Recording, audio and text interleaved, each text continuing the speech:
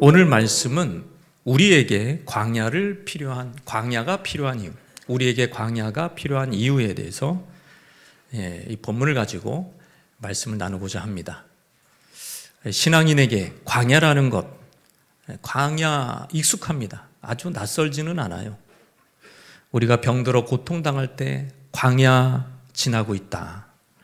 경제적으로 고통받고 망하고 그럴 때 광야 가운데 우리가 살고 있다. 딱히 잘못한 것이 없지만 일이 안 풀리고 꼬일 때 우리는 광야를 떠올립니다. 분명한 사실은 하나님이 우리에게 광야의 시간을 허락하신 거고요. 또한 이 광야라는 것은 영원한 것이 아니라 한시적이라는 것, 이 두 가지가 중요합니다. 여러분, 이스라엘 백성 생각해 보세요. 출애굽했거든요. 출애굽 왜 했어요? 가나안 복지, 젖과 꿀이 흐르는 그 땅으로 가기 위함입니다. 그런데 그 가나안 복지로 다이렉트로 간 것이 아닙니다. 광야를 거쳐서 갔어요. 이 광야는 물도 없고 건조한 곳입니다. 먹을 것이라고는 정갈, 무슨 불뱀 이런 것밖에 없어요. 사막의 뱀밖에 없어요. 옷을 제대로 만들어 지어서 입을 수도 없는 곳입니다. 그러나 이스라엘 백성들이 광야에서 자그마치 40년이나 보냅니다. 40년 동안 이 많은 백성들이 굶지도 않았고요, 목마르지도 않았고요, 또 옷이나 신발이 해지지도 않았습니다. 이스라엘의 불순종과 그들의 마음의 완고함 때문에 광야의 시간이 필요했지만 하나님의 돌보심을 거두지 않는 곳, 그곳이 바로 광야였던 것입니다. 오히려 하나님을 가깝게 경험할 수 있는 곳, 광야란 말이죠. 다윗도 광야의 시간을 보내고 있습니다. 오늘 본문이 그래요. 다윗은 여러분 잘 나갔던 사람이에요. 소년일 때 사무엘 선지자를 통해서 기름 부음을 받았어요. 왕으로 예선이 됐습니다. 한동안 다윗은 왕이 되는 엘리트 코스를 받는 듯 했습니다. 무명이었지만 골리앗을 때려 눕혔고 국민 영웅이 됐습니다. 승진해서 군대 장관, 참모총장, 이런 높은 지위에 올랐습니다. 공주와 결혼했습니다. 왕의 사위가 되어 로얄 패밀리가 됐습니다. 왕자 요나단까지도 다윗을 사랑하고 보호해 주었습니다. 모든 것이 순조로운 거예요. 광야랑 거리가 멀어요. 그럼 갑자기 다윗에게 시련이 찾아온 것이죠. 가장 중요한 사람, 자기에게 가장 중요한 사람이 누굴까요? 사울 왕이죠. 이 사울 왕이 다윗을 째려보기 시작합니다. 경쟁자로 보기 시작합니다. 나의 왕위를 찬탈할 아주 그런 역모자로 보기 시작합니다. 그때부터 이제 다윗의 인생은 꼬여버리는 거예요. 사울은 수색대를 풀어버립니다. 그리고 다윗을 추격해요. 여러분, 다윗의 선택지는 한 세 가지밖에 없어요. 첫째, 사울 손에 죽는다. 이거는 다윗에게는 너무 끔찍한 일이에요. 왜? 죄 없이 죽는 그 불명예, 그거를 다윗은 제일 싫어했어요. 죄가 없는데 죽어. 죄가 없는데 죄인으로 몰려서 죽어. 그걸 너무 싫어했어요. 그래서 1번은 탈락, 2번은 반정부군을 모아서 자기가 수장이 되면 수장이 리더가 돼가지고 사울 군대와 싸워서 이기는 것입니다. 가능성이 높아요. 다윗 인기가 높았기 때문에. 그런데 이것은 신앙이 허락하지 않았습니다. 3번은 개처럼 쫓겨다니는 거예요. 3번을 선택할 수밖에 없지만 이 다윗은 나 같은 이 왕의 사위가 이런 식으로 이 나라에서 평생 이렇게 사는 게 너무 싫어서 다윗은 해외로 도피할 결심을 마음에 세웁니다. 이제부터 다윗은 자기 인생 사전에도 없고 계획에도 없는 광야의 길을 가기 시작합니다. 하나님은 다윗을 삭막하고 막막한 광야로 내모신 것이죠. 다윗의 목에는 현상금이 붙었고 몇만 달러, 몇십만 달러 이렇게 막 붙어 있는 거예요. 다윗을 죽이는 일은 이제 개인적인 차원을 넘어 국가 정책이었어요. 이런 상황에서 다윗은 광야에서 도대체 뭘 배워야 했길래 하나님은 이 광야의 시간을 허락하셨는가? 골리앗을 때려 눕힐 정도로 믿음이 충만한 이 다윗, 도대체 뭐가 더 필요하길래, 뭐가 부족하길래?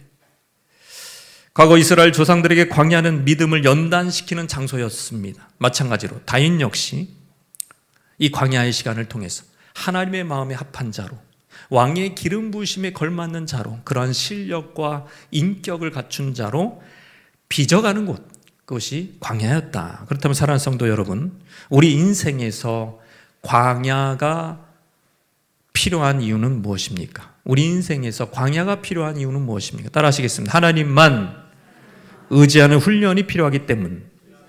하나님만 의지하는 훈련이라 그랬어요. 여러분, 훈련이 된 것과 안 된 것과 차이가 큽니다. 왜 군대에서 훈련이 필요합니까?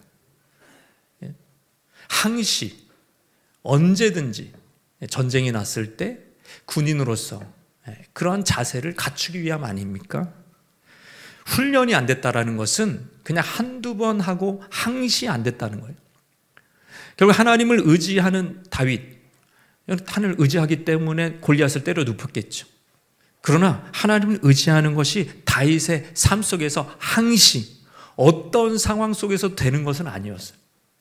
그래서 훈련이 필요하기 때문에 다윗마저도 이제 하나님을 의지하는 훈련이 필요하기 때문에 광야를 주신 것입니다. 갓 24살입니다. 나이가 그렇게 많지 않아요. 다윗의 나이 갓 24살, 본격적인 도피 생활을 시작합니다. 요나단과 들판에서 눈물겨운 작별을 한 이후에 다윗은 사울을 피해 도망을 갔습니다. 어디로 갔을까요? 1절 말씀이요. 1절 상반절 말씀 시작. 다윗이 노베 가서 제사장 아히멜렉에게 이르니, 노비라는 성읍은 예루살렘과 기브아 사이에 있는 제사장들의 성읍입니다. 그곳에선 엘리의 증손이자 아론의 후손인 대제사장 아히멜렉이 있는 곳이었어요. 대표로. 이곳은 사울의 왕도 기브아에서 4km 거리였어요. 지금 4km면 멀어요, 가까워요? 굉장히 가깝죠. 아니, 피신을 하려면 좀 멀리 가지. 왜 4km 거리 이 노비라는 성읍으로 갔을까요? 그곳에 언뜻 보면 성막이 또 있어요. 이 놉은 제사장의 도시라 그랬잖아요. 거기에 여러분, 구약의 성막은 하나님이 임재하시는 곳입니다. 아, 성막이 있고. 다윗이 역시 신앙인이다. 예? 하나님의 임재하시는 성막을 먼저 찾는구나. 이렇게 우리가 이 본문을 읽으면서 유추해 볼 수 있단 말이에요. 예전에도 다윗은 군 지휘관으로서 원정대를 이끌고 전장으로 나갈 때 바로 그 직전에 이제 여기를 들려요. 이 성소에 들려서 정결케 한 다음에 여러분 이제 전장으로 투입하는 거예요. 떠나는 거예요. 그러니까 다윗과 요 대제사장 아히멜렉의 관계는 처음 만난 관계가 아닙니다. 이 대화를 이렇게 쭉 보면 서로 알고 지낸 분위기가 역력하죠. 그럼 우리는, 성경을 읽는 우리는, 아, 신앙심 좋은 다윗이 간 곳이 여기 성소구나. 얼마나 다행스럽습니까? 역시 다윗이다. 그러나 가만히 성경을 더 읽어보면 노베의 성소에서 다윗이 하지 않는 일이 뭐였을까요? 기도였어요. 이 성소까지 가서 다윗이 하지 않는 일이 뭐냐? 기도를 하지 않았습니다. 다윗은 기도보다 도피 생활에 필요한 물자를 구했습니다. 그래서 친분이 있었던 아히멜렉에게 도움을 구하러 간 것이었어요. 그러니까 우리는 오해를 하는 거죠. 다윗이니까 기도하러 갔겠지. 아니요. 배고파서 갔어요. 배고파서 갔어요. 뭐가 필요해서 갔단 말이에요. 1절 하반절 말씀. 아히멜렉이 시작. 아히멜렉이 떨며 다윗을 영접하여 그에게 이르되 어찌하여 네가 홀로 있고 함께하는 자가 아무도 없느냐. 의심스럽다. 네 이렇게 행색을 보니까 이건 무슨 무장도 하지 않았고 또 너는 늘 군대와 같이 있었는데 그 부하들과 같이 있었는데 그 부하들도 안 보이고 내가 들은 소문이 맞는지 모르겠다. 너 사울한테 미움받는다는 소문이 여기 왕도랑 지금 가까우니까 다 들려. 그런 얘기예요. 물어보는 거예요. 왜 혼자 왔냐? 그리고 지금 사울의 목자장까지 이 성소에 와 있어요. 그래서 아히멜렉은 당황했습니다. 이거 어떡하나? 이거 벌써 이렇게 느낌이 안 좋은 거예요. 왜 혼자 왔냐 물었습니다. 이때 다윗은 적당하게 거짓말을 섞어서 참말 거짓말 섞어서 둘러대기 시작합니다. 2절 말씀입니다. 시작. 다윗이 제사장 아히멜렉에게 이르되 왕이 내게 이를 명령하고 이르시기를 내가 너를 보내는 것과 내게 명령한 일은 아무것도 사람에게 알리지 말라 하시기로 내가 나의 소년들을 이리이리한 곳으로 오라고 이러이러한 곳으로 오라고 말하였나이다. 그러니까 사울에게 내가 쫓겨서 여기 왔다 이렇게 얘기하지 않고 사울이라는 말도 안 써요. 왕이. 예. 그럼 하나님이 보냈다고 나중에 둘러댈 수 있잖아요. 왕이 나에게 비밀 이 업무를 맡겼다는 거예요. 임무를 맡겼다는 거예요. 그래서 내가 이거 뭐 그냥 지금 급하게 왔다는 거예요. 몰래. 예? 여기서 이제 다윗이 정직하지 않았던 이유가 딱 두 가지가 있어요. 정직하게 말했다가 친구 아히멜렉이 안 도와줄 수 있어요. 그리고 도와줘도 문제야. 이게 영모자로 물릴 수가 있어요. 같이 함께 친구가 몰살당할 수 있단 말이에요. 그래서 다윗이 꾀를 낸 거예요. 다윗이 똑똑합니다. 꾀를 내가지고 무의식 중에 돕도록, 그러니까 의도하지 않게 자기를 돕도록, 왜냐하면 도움을 구할 때가 여기밖에 없으니까 그렇게 이제 장치를 해놓은 거예요. 그렇게 이제 꾸며놓은 거예요. 그러나 다윗의 계략은 처음부터 꼬이기 시작합니다. 거기 누가 와 있다고요? 에돔 사람 도액이 이 모든 상황을 지켜보고 있었습니다. 7절 말씀이에요. 시작. 그날에 사울의 신하 한 사람이 여호와 앞에 머물러 있었는데 그는 도액이라 이름하는 에돔 사람이요 사울의, 이게 측근이라는 거예요. 이 사울의 사람이에요. 사울의 측근이 여기 성소에 머무르고 있어요. 여러분 도액은 이제 왕궁의 일을 잘 알고 있었던 거예요. 다윗의 위상이 얼마나 격변했는지, 얼마나 나락갔는지, 처음에 사울이 사랑을 했다가 이제는 얼마나 미움을 받는지 그거 다 알고 있거든요. 근데 우연히 또 딱 보니까 다윗과 아히멜렉이 지금 얘기하는 것도 다 엿들었어요. 그리고 아히멜렉이 다윗에게 떡도 주고 칼도 주는 것을 봤어요. 여러분 이것이 결국에는 훗날 사울에게 다 이걸 일러바칩니다. 화근이 된 거죠. 여기. 결국 다윗이 대제사장에게 접근해 친하다고 접근해서 도움을 구한 행동은 그와 모두를 파멸로 이끄는 도화선이 됐다. 여러분 생각해 보세요. 다윗이 의지한 사람마다 공경에 빠졌습니다. 바로 앞에 요나단이 아버지가 죽일 뻔했어요. 요나단을 다윗의 모략대로 했다가. 여러분 지금 또 친구, 자기를 도와준 친구 아히멜렉 어떻게 됩니까? 영모죄로 실제로 몰립니다. 그리고 도액이 목격자라고 증언을 해줘요. 그래서 아히멜렉도 죽고 거기에 있는 그 성읍에 있는 모든 제사장이 다 죽어요. 85인이 죽고 그 가족도 죽습니다. 가축도 죽습니다. 여러분 하나님 앞에 다윗이 정직하게 얘기했다면, 정직하게 살았다면, 이 성소까지 와서 기도를 했더라면 얼마나 좋았을까. 물론 이런 거 있어요. 아히멜렉 가문은 이미 언약적 저주를 받았어요. 그래서 누군가에 의해 몰살 당할 수도 있어요. 그런데 하필 다윗이어서는 안 되죠. 다윗이어서는 안 되죠. 예? 선한 다윗에 의해서 그렇게 되면 안 되죠. 이것이 왜 다윗에게 광야가 필요한지 설명해 줍니다. 다윗은 하나님께 기도로 묻지 않았습니다. 성소까지 왔는데도 기도하지 않았습니다. 여러분 대제사장은 여러분 판결 흉패를 착용해서 우림과 둠밈이라는 여러분 판결 흉패를 가지고 하나님께 물어볼 수 있는 사람이에요. 예? 정확하게 하나님한테 장래 어떻게 하시렵니까? 다윗을 어떻게 하시렵니까? 그러면은 대답해 줄 수 있는 사람이에요. 그걸 흉패를 가지고 있어요.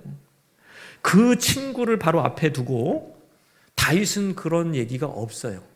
그런데 이제 쭉 다윗의 이제 뒤에 이제 후속 이야기 사무엘 하까지 보면 다윗이 하나님께 물었다는 얘기가 성경에 쓰여 있을까요? 안 쓰여 있을까요? 쓰여 있습니다. 그러니까 지금 안 물어봤다는 거예요. 지금 이렇게 마음이 급하고 힘드니까 하나님을 의지하지 않고 지금 사람을 의지하는 형편이었다니. 왜 광야가 필요하냐 이거예요. 다윗에게 왜 광야가 필요했냐 이 말입니다.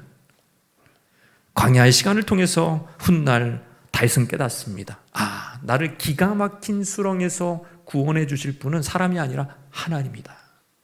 하나님이 날 구원하셨다. 이런 고백을 하기 시작하죠. 다윗은 광야에서 하나님만 의지하는 훈련을 받은 것입니다. 광야에서도 여러분, 이 결핍된 곳에서도 하나님을 의지하지 않으면 여러분, 편안한 곳, 풍성한 곳에서 하나님 의지할까요? 천만에 만만해요. 여러분 잘 들으세요. 내가 좀 힘들어, 결핍돼 있어, 가난해, 병들었어, 어려워. 그런데 그때 하나님 의지하지 않는데 너무 내가 잘 나가, 너무 내가 빵빵해졌어, 아주 그냥 모든 것이 자랑할 말이에요. 그러면 하나님 의지하겠냐 말이에요. 안 한단 말이에요, 인간의 죄성이.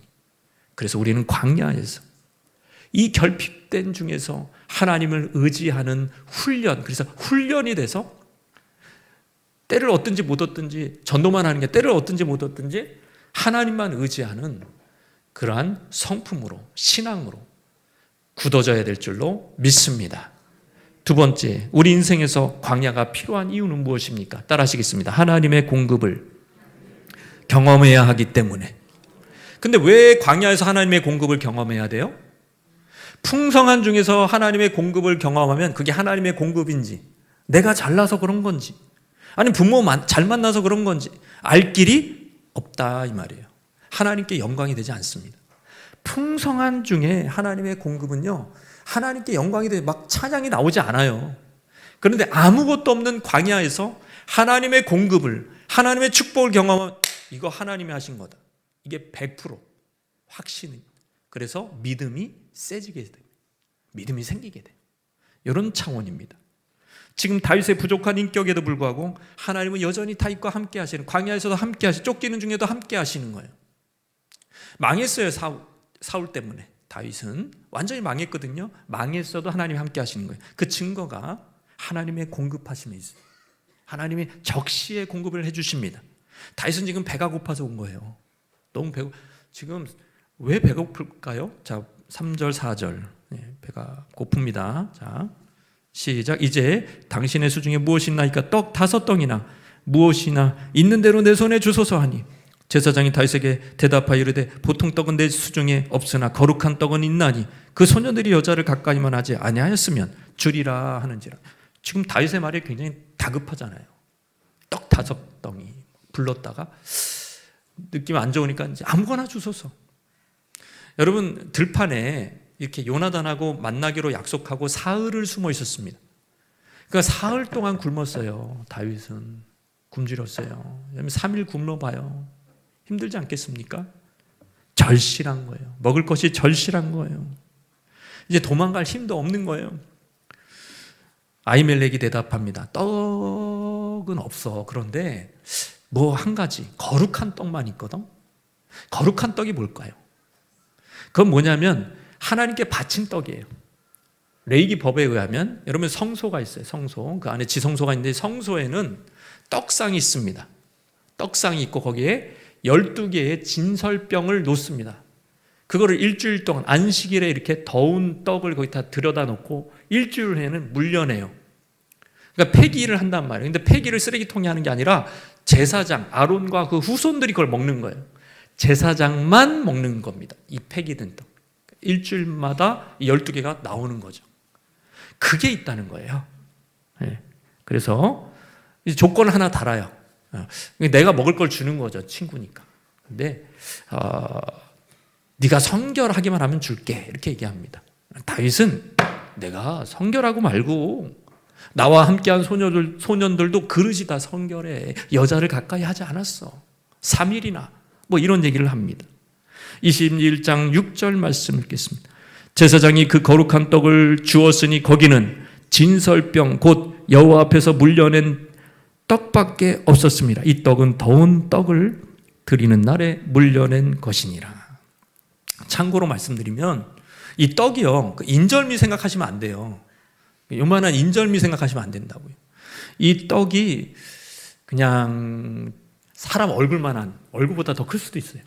사람 얼굴만한 떡이에요. 왜 그러냐면 이 진설병 이 하나 만드는데 고운 가루 10분의 2 에바를 쓰는데, 이 에바가, 이 정도가 10분의 2 에바가 2.2kg, 밀가루로 얘기하면 2.2kg예요. 여러분 피자 6개를 만들 수 있대요. 그러니까 떡 하나가 큰 거죠. 요게 있으면 다윗과 함께한 자들이 도피 생활을 예, 그래도 한 주라도 두 주라도 할 수 있는 거예요. 그래서 달라는 거예요. 그러나 또 한 가지 더 필요한 게 있었어요. 다윗은 무방비 상태였어요. 무기가 없었어요. 그리고 또 요청을 합니다. 9절에 제사장이 칼을 달라고 무기 달라 그래요. 그랬더니 제사장이 말합니다. 시작. 제사장이 이르되 네가 엘라 골짜기에서 죽인 블레셋 사람 골리앗의 칼이 보자기에 쌓여 에봇 뒤에 있으니 네가 그것을 가지려거든 가지라. 내가 왕의 명령이 급해서 급히 나오느라 무기도 안 갖고 왔어. 이게 진짜 안 믿어지는 말인데 그거 다 믿어줘요. 아히멜렉. 기적이죠. 이게 안 믿어지잖아요 지금. 그러면서 하는 말이 네가 골리앗 죽일 때 썼던 그 골리앗의 칼이 지금 이 성소에 있다는 거예요. 제사장이 입는 에봇 뒤에 있다는 거예요. 녹도 안 쓰고 잘 보관하고 있다는 말입니다. 이게 그걸 줬어요. 자, 떡도 주고 다윗에게 필요한 양식도 주고 이 지금 도망자 다윗에게 필요한 칼도 무기도 쥐어줬습니다. 다윗은 기뻐서 덜썩 칼을 받으며 그 같은 것이 또 없나니 내게 주소서. 험난한 망명 생활에 이 골리앗의 칼은 다윗에게 큰 위로가 된 것입니다. 여러분, 이게 다윗의 삶을 막 이렇게 연구한 이제 유진 피터슨이라는 학자가 있어요. 학자라기보다는 이제 목사님이죠. 자, 이분이 뭔 얘기를 했냐면 다윗의 삶은 이상적인 삶이 아니라 사실 그대로의 삶이다. 이런 말을 했어요. 그 얘기는 바꿔서 얘기하면 다윗의 삶은 공중에 떠다니는 삶, 우리가 생각하기 위대한 다윗, 거룩한 다윗, 그래서 막 공중에 떠다니는 그런 삶이 아니라 현실에 뿌리 내린 삶이라는 거예요. 굉장히 현실적이잖아요. 배고파, 양식을 달라 그래. 무서워, 칼을 달라 그래. 현실적이라는 거예요. 여러분, 신앙이 뜬구름 잡으시면 안 됩니다. 신앙은 현실적이어야 돼요. 여러분, 내 안에 문제가 있고 내 안에 어려움이 있으면 달라고 해야 돼요. 하나님 앞에. 그냥 이렇게 생각해요. 다 주시지, 하나님 모든 걸 아시니까. 여러분, 그거는 성경을 잘 이해하지 못하는 그러한 굉장히 피상적인 이해밖에 하지 않는 성도의 생각입니다. 그렇지 않습니다. 우리는 현실에 뿌리 박혀 있고 다윗처럼 고통당하고 있고 다윗처럼 많은 필요들이 있어요. 달라고 하셔야 돼요. 하나님이 광야에서 주십니다. 그런데 지금 굉장히 다윗이 거룩한 상태에서 받았어요. 이거 굉장히 축복이잖아요. 이 떡이 이만하대. 하나만 해도 막 이만해요. 그런 떡을 막 5개나 주고 막, 예? 그 칼도 골리앗 칼 주고, 여러분 기적이잖아요. 그런데 그게 다윗이 굉장히 거룩하고 막 맨날 참만만 하고 맨날 거짓말 할 일도 안 하고 막 그럴 때 받았어요? 아니면은 자기가 궁급해, 위험해, 막 그냥 막 압박이 막 심해, 그래가지고 막 스트레스가 막 이만한 상황에서 막 거짓말도 막 섞고 참말도 섞고 막 친구한테 막 속였다가 참말도 했다가 막 이런 상황에서 지금 하나님이 기적을 베풀었어요. 언제 공급하심을 얻었냐고요? 여러분, 광야에서는요, 여러분 광야에 있다는 것 자체가 천사가 아니라는 얘기예요. 우리가 연약하다는 얘기예요. 우리가 여전히 죄 가운데 있다는 얘기예요. 우리가 여전히 유혹 가운데 있다는 거예요. 그럼에도 불구하고 하나님의 기적이 일어난다, 안 일어난다? 일어난다. 그걸 통해서 뭘 깨달으라는 겁니까? 다윗에게 너의 정체성이 뭐냐 이거예요. 너의 신분이 뭐냐는 거예요. 예? 여러분, 이게 조금 더 깊이 들어가면 예수님이 이 사건을 지목해서 예로 듭니다. 무슨 예로 드냐면 아히멜렉을, 여러분, 아히멜렉이 한 짓이 어떤 짓이냐면 모세 율법을 깬 거예요. 아까 얘기했잖아요. 물려낸 떡은 제사장만 먹는 거라고. 제사장의 후손만 먹는 거라고. 여러분, 다윗 제사장이 아니에요. 제사장 아니잖아요. 그런데 왜 줬어요? 뭐 성결하다가 주면 돼요? 평신도인데? 근데 왜 줬냐고요? 예수님이 이렇게 얘기해요. 하나님의 나라의 일을 위해서 애쓰고 힘쓰는 다윗을 위해서 안식일의 법 또는 이렇게 아울러서 이렇게 제사장만 먹어야 되는 음식법을 깬 거, 그거 잘한 일이다라는 거예요. 하나님의 나라의 일을 위해서 제사장만 먹는 떡을 다윗이 먹었다. 이거는 신학적으로 뭘 예견한 겁니까? 따라해봅시다. 왕 같은 제사장이다. 여러분, 왕 같은, 우리도 마찬가지, 왕 같은 제사장. 우리도 왕 같은 제사장. 형편은 어때요? 우리의 몰골은 어때요? 현실은 어떻습니까? 쫓겨다녀요. 망했어요. 빚쟁이들이 몰려와요. 현실은 어때요? 굉장히 어려워요. 근데 뭘 잊지 말라는, 하나님이 그때마다 기적을 한 번씩 탁 베풀고 그 필요를 탁 베풀면서 뭘 깨닫게 하는 거예요? 너가 누구인지 기억하라는 거예요. 내가 누구인지 하나님이 누구인지 기억하라는 거예요. 너의 소명이 뭔지 기억하라는 거예요. 내가 너를 버리지 않았고 떠나지 않는다는 겁니다. 너는 지금 형편이 어떻든지 왕 같은 제사장이라는 거예요. 할렐루야. 여러분, 어떤 목사님, 훌륭한 목사님인 줄 알았던 자기 과거 간증을 하시더라고요. 얼마 전에 들었는데, 노숙자였대요. 20대 후반 30 넘어가기 전에 노숙자 생활을 했대요. 한 3년 정도. 어떤 목사님 불쌍히 여겨가지고 이제 복음도 전하고 거기서 복음을 믿고 제대로 믿고 목회자까지 하고 또 어떻게 좀 이렇게 굉장히 훌륭한 목사님이 된 거예요. 여러분, 굉장히 막 사회적으로는 현실적으로는 달라졌죠? 근데 하나님이, 여러분, 그 노숙자로 있을 때에 하나님이 바라보았던, 그를 바라보았던 마음과 목회자로서 지금 살 때 하나님이 바라본 마음이 뭐 그렇게 크게 다를까요? 그렇게 크게 안 달라요. 그때도 사랑하시고 그 광야 생활을 할 때도 사랑하셨으니까 여러분, 사람을, 좋은 사람 붙여줬을 거 아니에요. 기적을 베풀어 줬을 거 아니에요. 여러분, 낙심하지 마십시오. 여러분이 광야 중에 있다고, 여러분이 어려운 중에 있다고 낙심하지 마시기를 주님의 이름으로 축원합니다. 거기서 하나님의 기적이 나와요. 아니, 근데 내가 의로워야지 기적이 의롭지 않아도 기적을 베풀어요. 내가 대단하지 않아도 기적을 베풀어요. 물론 항상 오는 건 아니에요. 광야이기 때문에 어쩌다 한 번씩 툭툭 기적이 떨어집니다. 그럴 때 여러분 깨달으세요. 하나님이 나를 얼마나 사랑하시는가. 하나님이 내 손을 놓지 아니하시는구나. 나를 위한 놀라운 계획을 갖고 계시는구나. 이 광야에서 그 신분의식, 그 정체성, 신적 정체성, 왕같은 제사장이라는 확신 속에서 오히려 광야에서 오히려 그 믿음이 굳어지는 체험을 하시기를 주님의 이름으로 축원합니다. 마지막으로 우리 인생에서 광야가 필요한 이유는 무엇입니까? 따라하시면, 자아가 부셔져야 되기 때문에. 여러분, 우리의 자아가 철저히 부셔져야 되기 때문에 결국 이게 진짜 중요한 거예요. 이걸 위해서 광야의 시간이 필요하다. 사무엘상 21장 10절 말씀입니다. 시작. 그날에 다윗이 사울을 두려워하여 일어나 도망하여 가드왕 아기스에게로 가니. 그러니까 아기스 뭐 기적의 이름 아닙니다. 아기스라는 왕의 이름이에요. 블레셋 왕의 이름입니다. 다윗은 사울의 레이더를 벗어나려고 애를 씁니다. 근데 여기는 안 돼. 여기는 틀렸어 이미. 사울이 너무 이 불안증이 있는 환자라 정보를 엄청 깔아요. 정보원들. 어느 성읍을 가나 도액처럼 자기를 고발할 인간들이 한 트럭씩 나오는 거예요. 이거 안 되겠다. 사울의 손아귀에서 완전히 벗어나는 길은 해외 망명이다. 해외 망명. 근데 망명할 수 있는 곳이 블레셋밖에 없어요. 자기가 볼 때는. 블레셋은 정치적 모험이었습니다. 왜? 블레셋에서 다윗은 타도 1호에 타도 1호. 왜? 자기의 수장. 자기의 그 최고의 뭡니까? 용사. 골리앗을 죽인 놈이잖아요. 그러니까는 블레셋한테 이 골리앗 죽인 다윗은 얼마나 눈에 가시였을까요? 다윗이 블레셋을 많이 죽였습니다. 그 이후에도.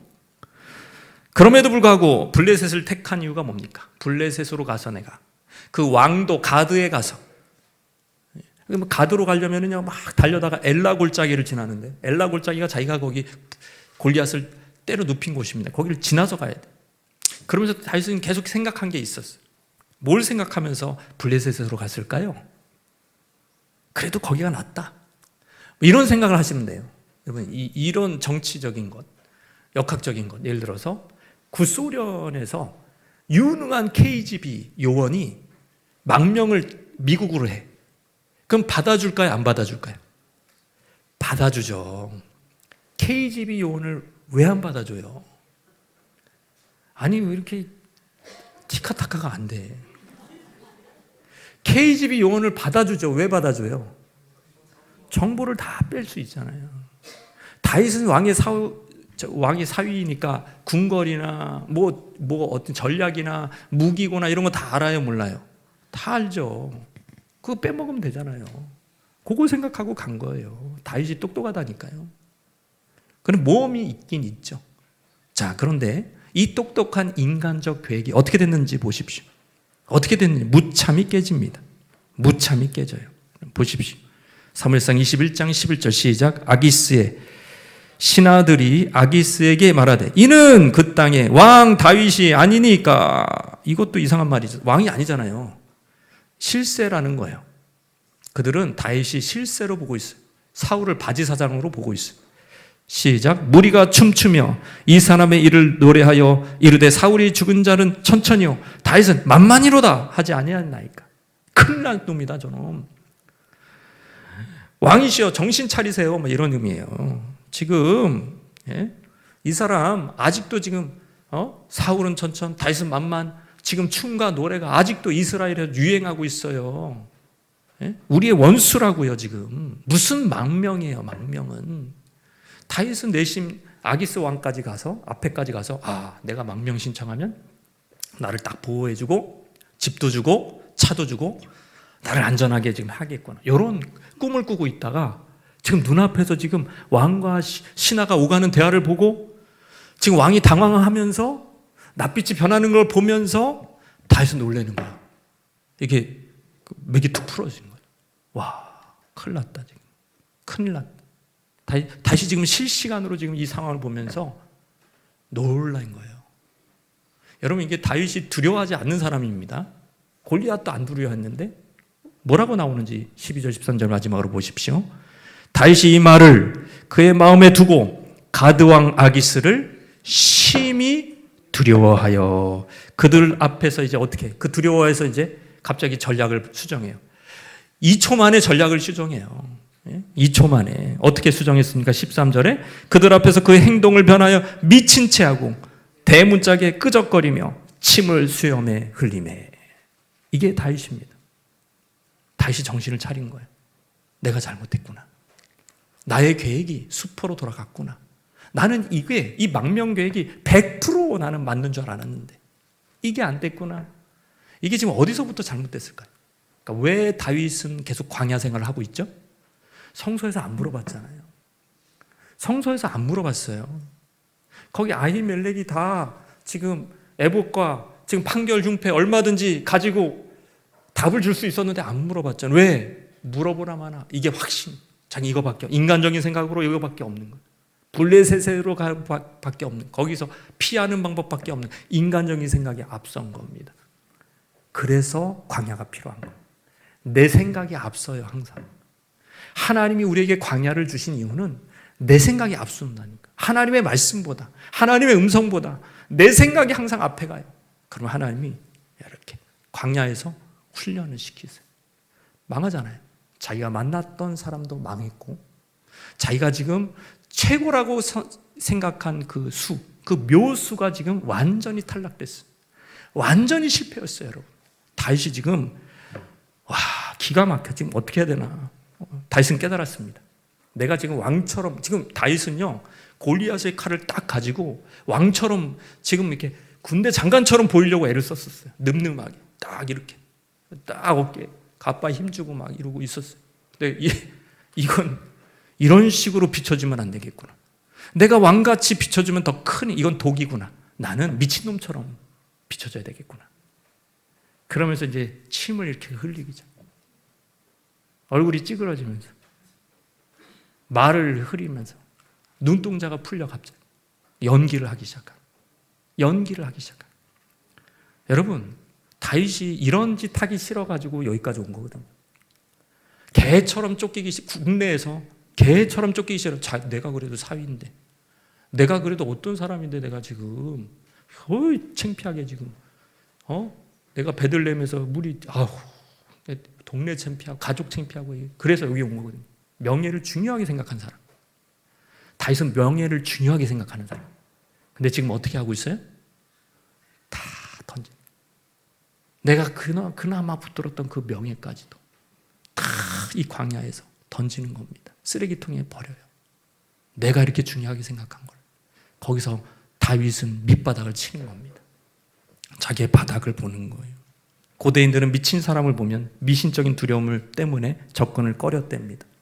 게다가 이 가드라는 말이 따져보면 이제 이 포도를 생산하는 곳이에요. 그러니까 술 취한 놈들이 많았어요. 술주정뱅들이. 그걸 보면서 왕이 뭐라 그럴까요? 왕이.